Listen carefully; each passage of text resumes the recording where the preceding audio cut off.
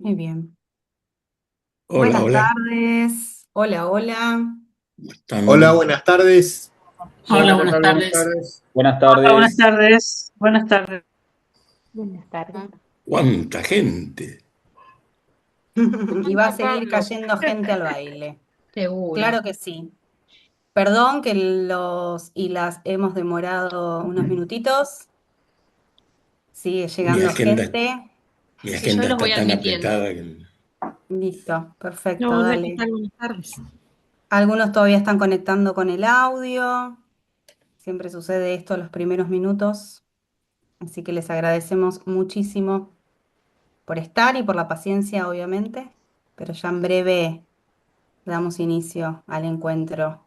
Si pueden, conéctense con cámara, así nos vemos. Y esto es un poco menos virtual. Sí, la verdad es que cuando encienden las cámaras se vive una cierta cercanía a pesar de la virtualidad. Ahí Así sigo que agradecemos admitiendo. mucho si tienen la posibilidad de conectarla. No hay problema si están desayunando, no, merendando, si están en el colectivo o donde fuera que estén. Eh, es lindo ver caras. Si se están bañando, no. Pero esa sería una buena fotografía documental. No sé, no arriesgaría, no arriesgaría. Ahí va. Acá hay más Estoy gente. transcribiendo esta Bueno, llamada con mi extensión. Ah, ok. Estaba viéndolo del chat. admitir todo. Ahí estoy Bueno, admitiendo gente. ¿eh? ¿Vos seguís Ay, sí, admitiendo? sí, sí, me quedo acá atenta un cachito. Dale, perfecto. Bueno, yo voy a empezar a hablar. Esperen que. Ay, ahí está. Se me vino la pantallita de participantes. La voy a cerrar entonces, ya que la está controlando Tati. Bueno, bien. Estamos. ¿Cuántas caras conocidas y no conocidas también? Qué lindo, me encanta. Estamos. Bien. Bueno, vamos a iniciar. Así son y 10. Estamos bien. Vamos a estar iniciando con el encuentro de hoy. Em, Ahí siguen sumándose. Como les dije recién, bienvenidos, bienvenidas, bienvenides y buenas tardes, obviamente. Mi nombre es Andrea Corbeta y acá tengo a mi lado quien me acompaña en esta sala, Tati Mancelli. Somos fotógrafas y artistas visuales y desde hace 11 años llevamos adelante una manera de mirar, que para quien no conoce es un espacio dedicado a la formación en fotografía. Actualmente dirigimos y coordinamos el área de fotografía junto con la Universidad de San Isidro, donde dictamos diplomaturas y cursos que están certificados por esta universidad, aprobados por resolución rectoral y queremos agradecerles, como les decía, por ser parte. La realidad que este encuentro creemos que es necesario, ¿no? Abrir estos espacios de diálogo, poder invitarnos a reflexionar también, especialmente en los tiempos, ¿no? En los que estamos viviendo. Y bueno, la idea hoy es que se desarrolle una charla debate donde esperamos que puedan ustedes también compartirse desde sus experiencias, las inquietudes, preguntas, miradas que tengan, ¿sí? Y cualquier pregunta o lo que quieran justamente compartir, lo vamos a manejar levantando la mano, lo vamos a manejar también dejando en el chat lo que quieran escribir y luego vamos a brindar un espacio para que ustedes puedan evacuarlas, ¿sí? Les contamos también que el encuentro, como habrán visto, se está grabando. Esta grabación en los próximos días la van a estar recibiendo en sus correos electrónicos, el link, donde también va a quedar disponible en nuestro canal de YouTube, que es @unamanera.demirar, para que la puedan volver a ver o mismo para que ustedes también la puedan compartir con quienes crean que pueda llegar a interesarles lo que va a suceder hoy, ¿sí? Ahí tenemos a Dani, a Tadeo, gracias también a ellos por el compromiso con el que transmiten este camino hermoso, por la pasión que le ponen, mucha pasión le ponen en todo lo que hacen, por la generosidad que van a compartir desde sus experiencias y conocimientos, ¿sí? Por el coraje. Muchas cualidades podría nombrar, ¿no? Y la honestidad también que tienen estas personas y por confiar obviamente en nosotras y en este espacio, la verdad es que es un privilegio enorme poder acompañar. Daniel Merle es reportero gráfico, investigador en fotografía por la Universidad Nacional de 3 de Febrero y Tadeo Gurbón, fotoperiodista y fotógrafo documental freelance, formado en ARGRA y en la Escuela de Imagen de Lima, Perú. Así que les vamos a ceder la palabra a ambos para poder escucharles y bueno, y seguir curso con el encuentro de hoy. Gracias. Bueno, gracias Tati, gracias Andrea, gracias por el espacio. Acá el que tiene valor es Tadeo, que nos va a aguantar durante un buen rato, con paciencia. Y estos encuentros que no es el primero que hacemos y son siempre muy gratificantes porque nos permiten estar en contacto con un profesional o una profesional que está en el campo, que está verdaderamente actuando en la realidad de todos los días. Y esto es una oportunidad para que sepamos cuáles son sus ideas, cuál es su plan de futuro, siendo que es una persona muy joven. Y también lo charlábamos hace un rato con Tadeo, siendo que el panorama profesional y autoral de la fotografía en estos tiempos ha cambiado mucho, en muy pocos años ha cambiado radicalmente. Entonces, tal vez ahora no hay muchas respuestas de cuáles son los caminos a seguir, ¿no? Pero además también es muy interesante poder compartir criterios incluso técnicos, ¿no? De cómo se hacen, ¿no? Es una oportunidad, lo digo desde mi propia experiencia, cuando yo era chico, era muy raro que algún fotógrafo mayor o más formado compartiera su conocimiento de cómo hacía las cosas, ¿no? Yo veía fotos, grandes fotos publicadas, les preguntaba a esos autores si no estaban acostumbrados a compartir eh, cosas que no sé por qué las vivían como secretos en un punto, ¿no? Entonces, esta ahora como se ha cambiado mucho, ya desde mi generación se cambió mucho estas ideas, este, y creo que la generación joven es todavía mucho más abierta con respecto a estos detalles de la profesión que siempre son muy interesantes. Entonces yo voy a iniciar un poco, yo lo que les proponemos es, hacemos una breve charla, yo le voy a hacer algunas preguntas a Tadeo, y después de un ratito nomás abrimos a preguntas. Yo espero, si ustedes son una audiencia activa, eh, creo que se nos va a ir el tiempo volando, pero la idea es que puedan hacer sus preguntas y que Tadeo tenga un espacio para responderlas. Como saben, Tadeo hasta hace poco tiempo estuvo en Ámsterdam recibiendo uno de los premios del WordPress Photo por esta foto que le dio más notoriedad de la que ya tenía en redes, con la foto, con la imagen del padre Chueco cuando era reprimido en las inmediaciones del Congreso, reprimido y detenido, ¿no? También. Entonces, a partir de ahí, me gustaría, y de la propia presentación que Tadeo hace de sí mismo, él dice, bueno, que es fotoperiodista y fotógrafo documental. Me gustaría preguntarle a Tadeo dónde ve los márgenes en esas dos definiciones, ¿no? Si, bueno, si se cruzan, si una cosa excluye a la otra, o qué características pueden tener y que las diferencian, y al mismo tiempo preguntarle, esto por ahí es un poco más audaz, qué vínculos ve él, desde su perspectiva, con el mundo del arte que tiene la fotografía de prensa y la fotografía documental. Entonces empezamos por ahí. Buenas, ¿cómo están? Bueno, antes que nada, gracias por la invitación a la universidad, a Tati, a Andrea, ni hablar a Daniel. Y gracias a ustedes por estar acá. Un placer compartir un rato con ustedes.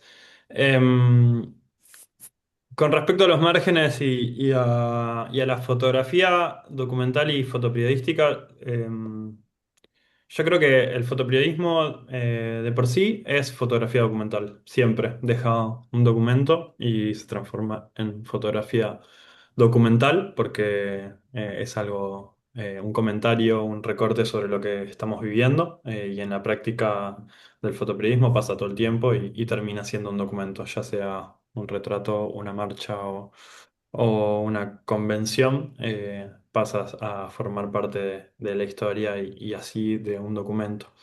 Pero no así me parece que la fotografía documental sea siempre eh, fotoperiodismo. Creo que la fotografía documental, o por lo menos como la vivo y la trabajo yo, está asociada a procesos más largos, a trabajos con profundidad, con investigación, a largo plazo, eh, de temas que necesariamente no sean noticiosos en el momento. Entonces creo que ahí hay una diferenciación en temas que quizás no están en la agenda, quizás sí, porque hay trabajos documentales de todo tipo, pero creo que la diferencia puede radicar en ese lugar. Me parece que toda la fotografía de prensa, todo el fotoperiodismo es fotografía documental, no así toda la fotografía documental es fotoperiodista. Y en ese sentido yo he hecho un par de trabajos documentales sobre temas que no son noticiosos, entonces me sirven como ejemplo. Eh, Hice un trabajo en Perú cuando estuve haciendo esa formación que mencionó Daniel en el Centro de la Imagen, o Andrea, y, y ahí realicé un trabajo sobre las víctimas de esterilización forzada durante el régimen fujimorista entre el año 1996 y el 2000. Entonces era un trabajo en el que se comentaba el presente, pero sobre algo que ya había pasado hace por lo menos 20 años en ese momento. Entonces, ahí hay otro trabajo y otro proceso que no es la noticia que está sucediendo en ese momento. Son más secuelas o más historias que uno puede documentar. Y en ese sentido, creo que hoy en día, con la accesibilidad que hay a las cámaras, con la democratización del dispositivo fotográfico y también la democratización de la difusión de los trabajos fotográficos, creo que se hace necesario destacar un poco más la singularidad de los proyectos que hacemos y está bueno incorporar otras herramientas a la práctica fotográfica, ya sea así video y sonido. Distintos soportes como puede ser una muestra o puede ser un fanzine, un fotolibro o puede ser una web transmedia. Creo que hay que buscar maneras de darle singularidad a temas que a veces ya están muy explorados solamente con la fotografía. Entonces creo que la fotografía documental hoy, con todas estas posibilidades que abre, también tiene el desafío de traducirse y transformarse en proyectos un poquito más amplios para incorporar otras cosas y llamar la atención, porque creo que al fin y al cabo se trata un poco de eso, de llamar la atención del público, de la gente, sobre temas que nos importan comunicar o difundir. Yo me acuerdo, hace algunos años entrevisté eh, a un fotógrafo de origen irlandés. Más que un fotógrafo, después me di cuenta en mi ignorancia que no era un fotógrafo, aunque tenía un trabajo, Richard Moss se llama, tenía un trabajo fotográfico sobre la invasión de Estados Unidos a Irak muy interesante. Y cuando lo pude entrevistar, le pregunté, la primera pregunta que le hice fue, ¿cuándo se había dado cuenta que su vida estaba o iba a estar ligada a una cámara fotográfica? Y él me dijo, la verdad que nunca pensé en eso, porque no tengo la menor intención de tener mi vida ligada a una cámara fotográfica. Y yo asumía que él era un fotógrafo y pensaba en mi propia cultura que un fotógrafo necesariamente estaba ligado a un dispositivo con una cámara, ¿no? y él se veía a sí mismo, se autopercibía como un artista visual que podía hacer, que hacía uso de la fotografía, pero que no estaba circunscripto a la fotografía. La pregunta que yo te daría, Tadeo, es ¿en qué medida vos pensás que sos primero un fotógrafo y tal vez después sos un artista visual, o el término se invierte, ¿no? Em, Sobre todo cuando hablamos de documento. Sí, a mí no me pasa como a Richard, a mí me cuesta mucho pensarme a mí como persona lejos de una cámara, lejos de la práctica, o sea, como que disfruto mucho y está muy presente en mi vida cotidiana el hacer fotos, no, no solo que tengan que ver con la realidad y lo que está pasando, sino con documentar mi vida o mis afectos o lo que pasa en la calle en un día cotidiano. Como que hay algo ahí que es un poco, está un poco ligado a mi razón de vivir, que quizás en algún Ahí, momento se transforme y quizás eh, se traspase a otro lado el líbido o la pulsión, pero por ahora es a mí lo que me da ganas de, de hacer y de traducir mis sentires o mis inquietudes a través de ese dispositivo. Después sí creo que hoy en día, eso que decía con respecto a la fotografía documental y también por lo que yo consumo y lo que yo miro y en relación a mis referentes, entre comillas, o personas que me interesan sus proyectos, que, que estamos tan saturados de imágenes hoy, como que hay un bombardeo tan continuo de imágenes y de buenas imágenes también, porque además de las imágenes sencillas que podemos consumir día a día, también hay buenas imágenes y mucha cantidad. Entonces, para destacar un proyecto o algo, creo que es necesario diálogos con otras disciplinas. Otras disciplinas, no en relación a hacer intervenciones artísticas, que también me parece válido, sino como esto que mencionaba antes, tomar herramientas de otros aspectos técnicos o también artísticos para enriquecer y darle un poquito más de profundidad a nuestro trabajo. Y ahí es donde entra cualquier cosa, desde eso del collage hasta el sonido, un testimonio. Texto. Me parece que es importante ese diálogo de las imágenes con otras cosas, porque hoy en día siento que las imágenes se pierden muy rápido. Hay fotógrafos que logran trabajar bastante a partir de solo la fotografía, pero yo siento que la fotografía documental, como la conocimos, no sé, a partir de Eugen Smith o referentes de ese calibre, hoy en día es un poco insuficiente porque cambió el panorama de los soportes, de la difusión y del trabajo en sí del fotoreportero. pero se podría decir, deduzco por lo que vos estás diciendo, que te asocias más con el pensamiento de Nan Goldin cuando decía, me gustaría que la cámara fuera una extensión de mi mano, por ejemplo, contrariamente a lo que... Sí, sin o sea duda. que, Sí, sí. A mí me pasa que otros fotógrafos, mis colegas, me dicen que pare de sacar fotos, que disfrute el momento a veces, como que estoy muy metido con eso, entonces como que hay algo ahí que sí, sí, sí, me pasa que yo lo tengo muy incorporado, pero bueno, esa es mi manera de vivirla, no necesariamente siento que... ¿cómo es eso generacionalmente? ¿Está extendido o vos sos una rara avis en ese sentido? No, no, yo creo que mis colegas no son tan así, por eso me lo destacan a mí, como que me relaje un rato, pero yo porque lo disfruto, no es que lo hago por una necesidad de documentar, sino por una cuestión lúdica a veces ya en ciertos lugares. Eh, y también es eso, tampoco es que tengo la cámara todo el tiempo, sino que hoy los dispositivos permiten hacer fotos con otras herramientas, con otros objetos como el celular o cámaras más chicas o lo que sea. Se podría decir entonces que, a ver, ¿cómo lo puedo decir? Que la fotografía sería una manera de estar en el mundo, una forma de vivir, una forma de reflexionar sobre sobre tu vida cotidiana a través del mecanismo de la fotografía. Sí, sí, sí, yo la uso. Para mí es una excusa para acercarme.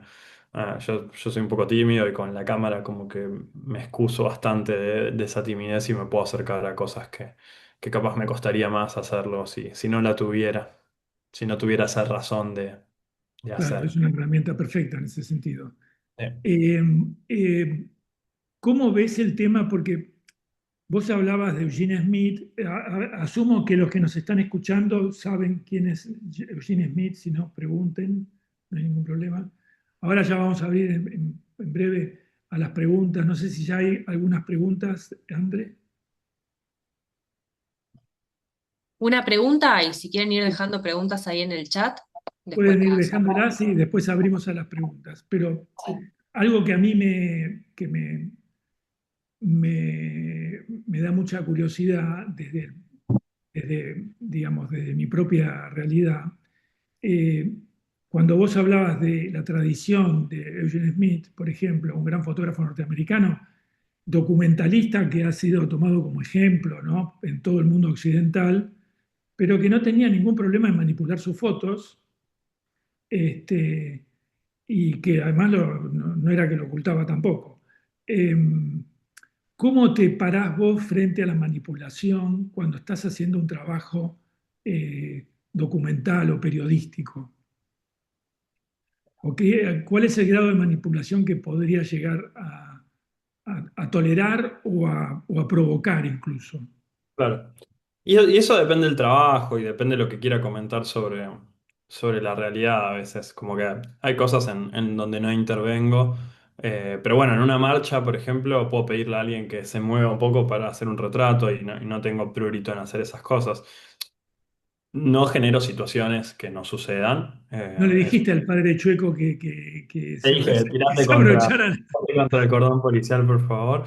No, no, bueno, eso no, pero sí, para pedir retratos, por ejemplo, puedo llegar a dirigir retratos en una marcha, no tengo ningún problema, es mi manera de trabajar y es lo que me permite un poco la independencia, ¿no? Como yo soy freelance y si no estoy trabajando para nadie, me tomo las licencias de hacer y contar como lo que yo observo. Eh, yo parto de la base de que todos los fotógrafos hacemos un recorte de la realidad y hay una subjetividad ahí, más allá de que se hable de la fotografía como objetiva. Yo no lo siento, no lo vivo de esa manera y de hecho potencio esa subjetividad. Si yo quiero mostrar a los jubilados como personas resistentes, fuertes y luchadoras, voy a intentar evitar fotografías de represión. O las voy a hacer, pero después no las voy a circular porque siempre sirven como documento, ¿no? Pero porque se trata de lo que yo quiero comentar sobre ese momento y sobre lo que está pasando. Después, si tengo que hacer un trabajo para un diario, voy a incluir todo y voy a trabajar de otra manera, pero a la hora de trabajar en mis proyectos personales, yo elijo qué comentar y cómo decirlo. Entonces, cuando hago proyectos documentales a más largo plazo, eh, también me puedo tomar esas licencias. Depende del trabajo que haga también. Hice un trabajo con una amiga sobre sus problemas de salud mental, que ella fue siempre muy diagnosticada, muy medicada con distintos tratamientos, con distintas cosas, y como ese atravesamiento del dolor y ahí me tomé muchas más licencias poéticas que en el trabajo sobre las esterilizaciones forzadas, que si bien intenté evocar y generar fotos medio simbólicas a partir del entorno y las cosas que veía, no pedí ni manipulé nada. Hice retratos, les pedí pónganse acá o pónganse allá, pero no accioné sobre lo que estaba pasando. Y para complementar esas fotos evocativas y que no sea una interpretación mía sobre lo que estaba pasando, realicé entrevistas. Yo entrevisté y visité más o menos a 70 mujeres víctimas de esterilización forzada en Perú y la entrevisté a cada una y de cada una tengo un testimonio, más o menos largo, más o menos detallado, pero tengo sus voces. Entonces es una manera para mí que es importante de no faltar a la verdad y de incorporar. Yo creo mucho en los trabajos colaborativos y en ese ida y vuelta. No creo tanto en la interpretación de uno sobre hechos que le son tan ajenos como eso. Yo era una persona argentina, blanca, de De otra ciudad, con generación, claro. educación, yendo a visitar a mujeres pobres, quechohablantes, indígenas, campesinas. Entonces no podía ser mi relato, necesitaba sus voces sí o sí, necesitaba investigar, necesitaba datos de lo que pasó, más allá de que yo pudiera hacer fotos simbólicas o evocativas de lo que había sucedido, era importante que esté presente su relato, su cuento, su vivencia. Entonces ahí es donde me parece importante siempre tener un ida y vuelta en los trabajos documentales, sobre todo ahora que que hay tanta manipulación de la información, me parece que los testimonios en general son importantes para, para poder contar algo. Además, el retrato, digamos, porque yo te he visto trabajar en la calle, la he visto a Lucía Prieto, ¿no? Cris también en la calle, y esta me parece muy respetuosa, esta necesidad de relacionarse con la persona que vas a retratar y de alguna manera entablar esa relación por la cual hay una colaboración. Incluso se podría decir que el retratado está haciendo su propio retrato también, ¿no? De alguna manera, ¿no? Sí, Eh, sí, a mí me interesa que la gente cuando vea su foto, que eso me pasa con los jubilados y nunca me pasó al revés, por suerte, diga, yo me siento representado, me gusta cómo estoy siendo representado y, y, y me gusta lo que veo de mí. O sea, me interesa representar a las personas y que se vean reflejadas en cómo se sienten, que haya dignidad, ¿no? Como, eh, más allá de que yo después eso, hago fotos de un jubilado que está siendo atendido, hago fotos eh, de otras situaciones que capaz que yo no quiero mostrar en ese momento, pero tengo el registro y eso es parte de mi labor en periodística última y instancia es tu decisión. eh, yo El después tema medito, acá, esa sería claro, sobre lo pero que quiero decir, pero porque eso me lo permite la independencia y ir ahí porque quiero y porque quiero estar en la calle y porque tengo cierto reflejo y cierta empatía por el reclamo de los jubilados. Quizás una persona que no siente eso, que no lo siente justo, o que no ve que es una injusticia lo que está pasando, quizás no tiene esa manera de editarse o esa manera de comunicar. Yo siento la necesidad de transmitirlo desde ese lugar. dos preguntas más te quiero hacer y abrimos a las preguntas. Vayan levantando la mano los que tengan preguntas. Eh, una que a mí me interesa mucho y que yo bueno, lo vivo como docente a veces en las clases cuando ante un trabajo práctico tenemos la dificultad de salir del entorno propio, ¿no? De la autopercepción, de la fotografía de la intimidad, de enfrentar la realidad, enfrentar lo extraño a nosotros, la otredad, ¿no? Eh, Porque no nos animamos, porque tenemos miedo que nos roben la cámara, porque pensamos que no van a querer que los retratemos, porque pueden pasar mil cosas, y siempre hay una excusa para no cruzar ese umbral que nos conecta con la realidad. Y yo precisamente creo que la fotografía es una forma de conocimiento del mundo que está afuera, ¿no? Además de nuestro propio mundo, pero fundamentalmente del mundo que está afuera, ¿no? Es una forma de comunicarnos con el mundo. ¿Cómo has elaborado vos o cómo has acortado las distancias? ¿Cómo metabolizaste esta relación para no tener, cómo lo vivís? Si lo vivís con dificultad, si te da miedo, vos decís que sos tímido, ¿qué te posibilita la cámara en qué te limita? Mira, yo cuando arranqué a hacer fotos, estaba enamorado de la foto callejera, me gustaba mucho, como que miraba ese tipo de fotografía y empecé a salir, pero bueno, claro, sí, me daba mucha vergüenza acercarme a la gente, no pedir un retrato, pero sí que me vean que les estoy sacando una foto. Creo que un poco con la práctica fui tomando un poco por lo menos más de discreción, de impunidad, en el buen sentido, si es que lo hay.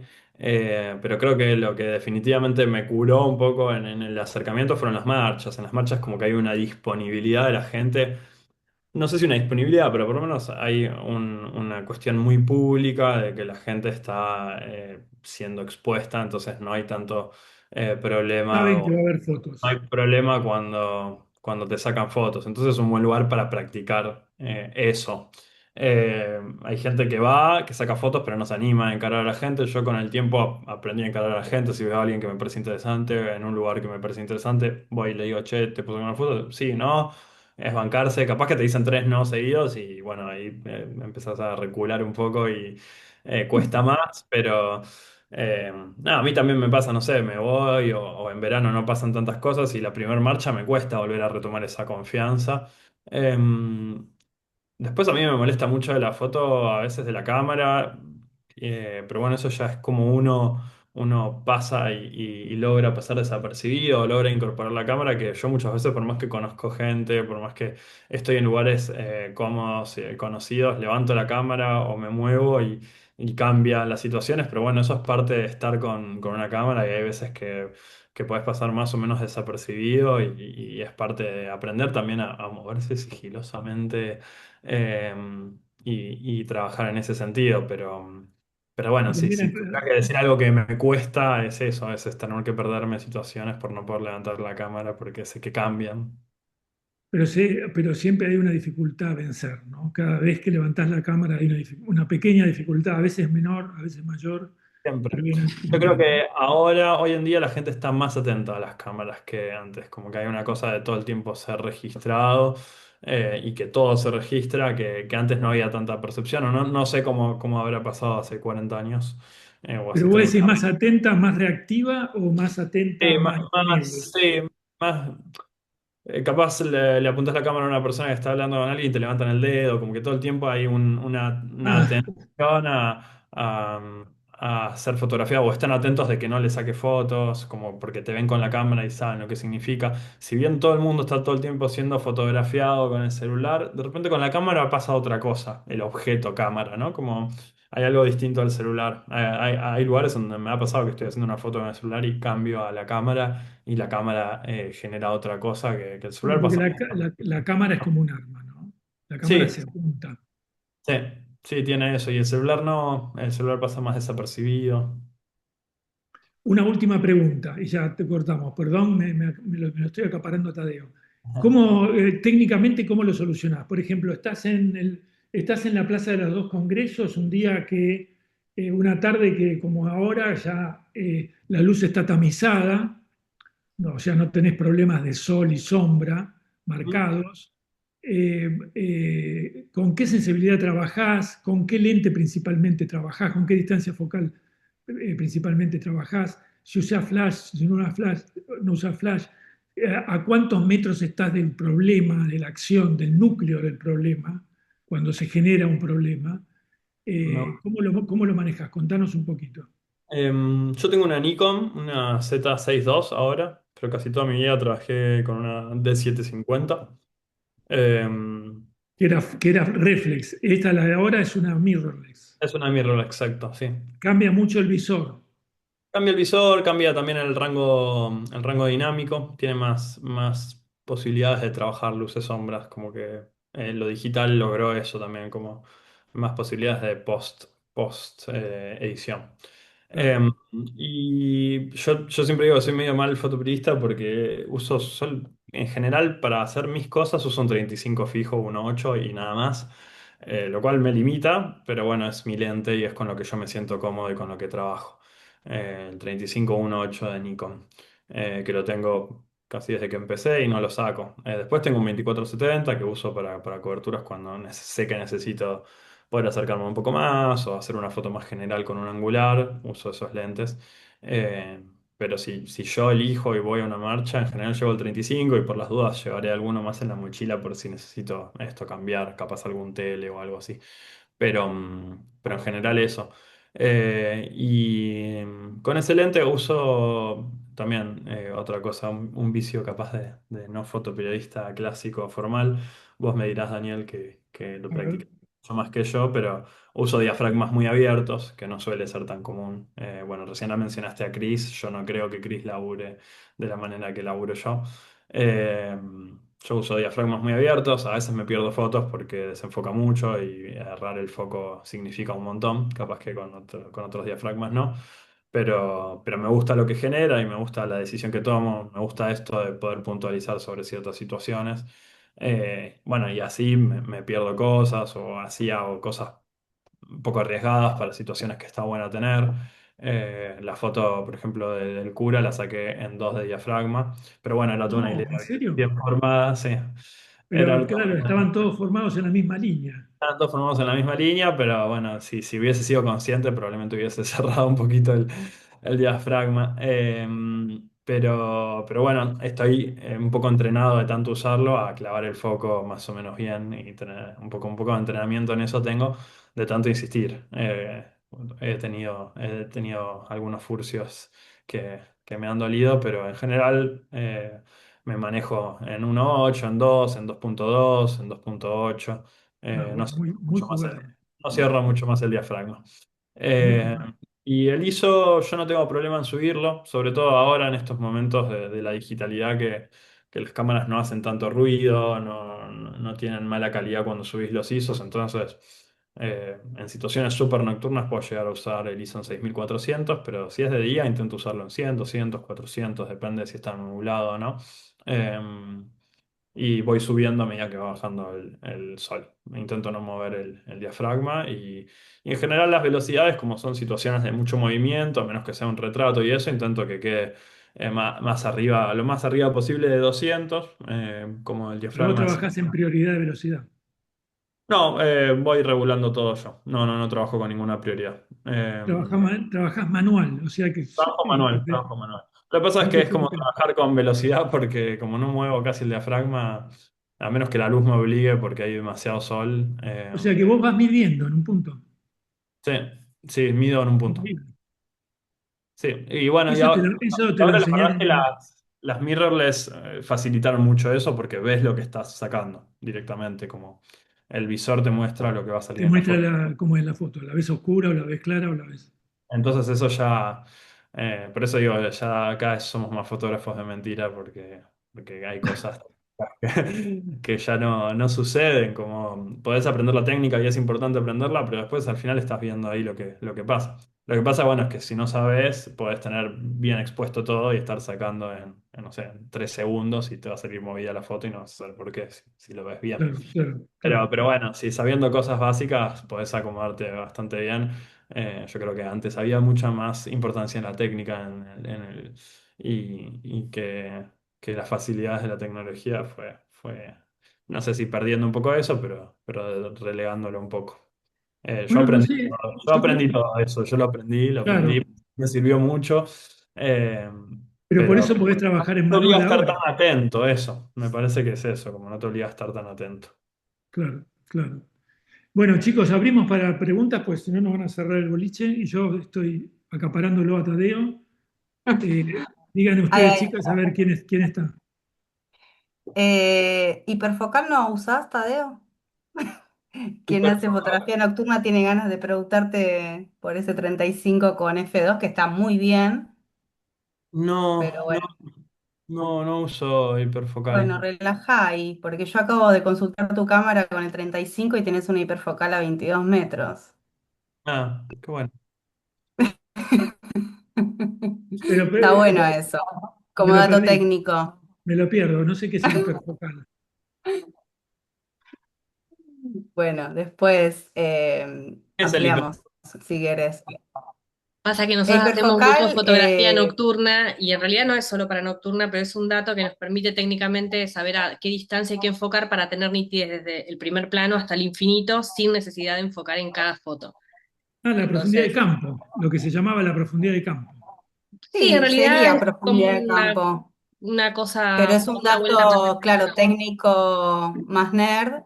Y bueno, en fotografía nocturna también, nosotras usamos diafragmas de 1.4, 2 para tener nitidez en el infinito, que son estrellas.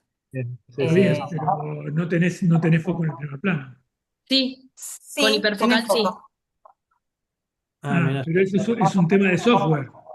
No, es ¿No? un tema técnico del lente, el diafragma que usás, la distancia entre la cámara y el sujeto y la distancia focal. Como que esos son los datos que toma, hay calculadoras hiperfocales. Pero en Ah, situaciones mirá, complejas, donde la luz es compleja y necesitamos garantizar nitidez tanto en el primer plano como en el infinito, sí, cerrar el sí, F no es opción, entonces recurrimos a sí, hiperfocal. De hecho, la famosa foto de la luna que tomó nuestro querido Ansel Adams, sí. que le llevó mucho tiempo, hay foco en todos los planos y él aplica hiperfocal, es algo que viene de lo analógico, ¿no? No es algo que aparece en lo digital. Pero sí, es un Bien. dato muy técnico. Pero Ahora cuando Investigar. lo decimos, escuché, dije, se lo tengo que decir, porque no, muy con eso bien, pero los reporteros te a veces cambia todo. no tenemos ¿Eh? noción de estas cosas. Ah, Y Muy bien. porque muchos lo asocian a la nocturnidad, pero la realidad es que es algo tan técnico que en lo diurno está buenísimo, sobre todo cuando se trabajan con diafragmas abiertos. Y tenemos, eh, y buscamos a su vez nitidez en distintos planos, ¿no? Y no quedarnos con que solo vamos a tener un foco lineal como responden las ópticas, sino que al aplicar una hiperfocal respetando esa distancia que hay que hacer foco, nos garantizamos O eso, sea la nitidez que en todos los cuando vos planos. tenés el dato técnico de en qué punto del campo dinámico del foco hay que enfocar, vas a tener foco antes y después del foco. Vas a Sí. tener foco desde la mitad de esa distancia. Suponte que el Pero cálculo tenés te que da que tenés tener, que enfocar a los 5 metros. Bueno, vos vas a pero tener tenés que tener nitidez. ese dato. Sí, pero hay calculadoras, es muy sencillo hacerlo Y ahora. Lo que es vos le el tenés que mismo dato poner, siempre. y siempre es igual. Y la Si diferencia es él que no siempre usa enfocás tren, foto a foto, claro. sino que enfocás una única vez y ya sabes que desde los 2,5 metros hasta el infinito tenés nitidez. Después es solo disparar. Eso Esto está sirve para buenísimo. eventos sociales, para dentro de una iglesia, para cualquier situación de poca luz donde necesitas garantizar nitidez. ¿Y Una esa foto. Con información diafragmas dónde abiertos. está? ¿Está en los datos técnicos de la lente? Nos fuimos a la mierda con No, esto. sí, Sí, perdón. Calculadora hiperfocal lo googlean. Está Hiperfocal Pro, está Photofills, que es una aplicación que con Android usamos mucho porque hacemos nocturna y tiene mucha otra info también. Pero son tablas. Vos le pones qué lente usás, qué cámara tenés, de ahí toma un Y te dato. dice cuál es la distancia que tenés que enfocar. claro, por Claro, vos ejemplo, le Tadeo pones el dijo, diafragma, la distancia focal, la cámara que usás, que de ahí toma un dato específico del sensor y te arroja la distancia a la que vos tenés que enfocar. Me claro, caigo, Maravilloso. me caigo y me levanto. bueno, viste, bueno, pero nosotras somos de diplomatura en técnica fotográfica, también tenemos Muy mucha bien. técnica encima que a veces nos cuesta corrernos de la técnica en ciertas cosas. Qué bueno aprender Eh, algo así. pero está bueno, no, para todos y todas también. Y Tadeo dice, yo siempre mayormente uso el 35 milímetros, no es que siempre va a tener que consultar. Yo ya Ya entré s- y vi que su distancia es a 22 metros, va a ser siempre 22 metros, con esa cámara y ese lente, y con el diafragma 2 que dijo. pero él Listo, enfoca, calcula ojímetro, la el tema es cómo distancia y llegar a listo. enfocar a 22 metros. Y ojímetro, el Una vez ojímetro no sola lo funciona haces, bien contás Bueno, 22 también. hay que pasos hacer la prueba, largos. hay que hacer la prueba. Muy bien. Sí, de Ahí hecho te yo veo diría manos. A ver, que haces foco en usted, automático, lo pasas a manual Y ya y ya no está. enfocas más en toda ahora, la sesión. esta noche Tadeo se va a torturar con todas las fotos que se perdió por no conocer el hiperfocal. No, Para nada. no, no, ¿cómo que? No, para Le nada. Bueno, arruinaron, le vamos con las arruinaron el fin preguntas. de semana. No, pero estamos acá para sumarnos. Muy bueno, muy bueno, muy Bueno, bueno. a ver, Ustedes tenemos acá manejan las una preguntas. pregunta de Federico. Voy a decir los apellidos porque por ahí hay más de un Federico. Federico Murúa, creo que lo dije bien. Para el ciclo de preguntas, para Tadeo, en la fotografía documental, ¿la foto te encuentra o se busca? ¿Hay que dejar que todo fluya o hay que ser insistente en la búsqueda de la imagen que pensamos encontrar? Bueno, un Bueno, poco igual se fue, ¿no? Como respondiendo también, pero Sí, está bueno yo que creo que volvamos. sobre todo en los proyectos documentales, cuando uno tiene como proyectos más pensados y eso, hay distintas maneras de trabajar. No sé, yo por ejemplo nombro dos referentes que tengo que sé que trabajan distinto. Uno es Jorge Panchoa, que es colombiano y trabaja mucho Sí, sobre realismo mágico y voy a como poner. produce mucho sus fotos. Yo sé que él dibuja sus fotos. Él sabe qué quiere dibujar y cómo quiere trabajar sus fotos, entonces sabe la imagen que quiere generar, va, la busca, la produce y hace eso. Y después está Pablo Piovano, fotógrafo argentino, lo deben conocer todos y todas, eh, que Pablo trabaja mucho con lo que sucede, hace retratos y todo, pero observa escenas. En el costo humano de los agrotóxicos se ve mucho en situaciones donde están los nenes jugando y pasa y tiene varias secuencias en donde se ve lo que pasó antes y después y la foto que elige. Eh, entonces creo que tiene que ver mucho con uno. También con el tema que elige, si uno elige un tema como el que elegí yo, que es sobre el pasado y es sobre algo que ya pasó y que lo que quedan son cicatrices, marcas, secuelas más emocionales que imágenes, hay que trabajarlo de una manera. Si uno va a un lugar donde, no sé, está haciendo un trabajo sobre las plantaciones de algodón, por poner cualquier tema, hay una acción que está sucediendo enfrente tuyo y podés trabajarlo de otra manera. Entonces creo que incluso, no sé, ese tema, si quisieras trabajar sobre las plantaciones de algodón como trabaja Pancho Haga, es una decisión en donde vos te acercás a un trabajador, le explicas lo que querés hacer y producís una foto, o podés hacer las fotos de la acción. Hay muchas maneras distintas, creo que la decisión parte en uno solo. Entonces Pablo Pivano podría decirte que encuentra la foto porque está observando, y Pancho Haga te podría decir que busca la foto porque sabe qué quiere contar y qué quiere decirle de la situación. Claro. La de Tere No sé, dice que ya está Federico, si respondida. querés. La de Tere, sí. No Eh, sé si. Maricel Claret dice, ¿cómo gestionas tus proyectos? ¿Salís activamente a buscarlos? ¿Sentís que los proyectos te encuentran? Bueno, esto es más o menos, Lo mismo. te repite Ujú. la Los inquietud. proyectos yo los elijo por cosas que me conmueven y me importan. Como que no me sale eh, hacer cosas sobre cosas que son solo vistosas. Por, Pero, por por- ejemplo, agrego una sobrepregunta. sí, obvio. Eh, ¿No podés encarar un proyecto por el dinero que podría darte? No, o sea, si me ofrecen el encargo lo hago, No, no, pero especular con un proyecto que te puede redituar dinero. me cuesta un poco porque tiene que haber algo que me interese, que me genere pulsión, como que me dé curiosidad, no necesariamente tienen que ser temas trágicos o de denuncia, ¿no? Que a mí en general es lo que más me interesa, pero no sé, cuando era más pibe y estaba empezando con esto, yo quería hacer fotos de un circo y me fui un mes a vivir con un circo de estos itinerantes muy precarios que están por ahí. Estuve ahí haciendo fotos y era algo que me generaba curiosidad y que tenía ganas de hacer, eh, y que me mueve, pero si es algo que no me interesa por lo que me pueda llegar a dar de guita, difícil que apunte ahí. No me pasa a mí, por lo menos. No pienso en que esté mal, pero como que a mí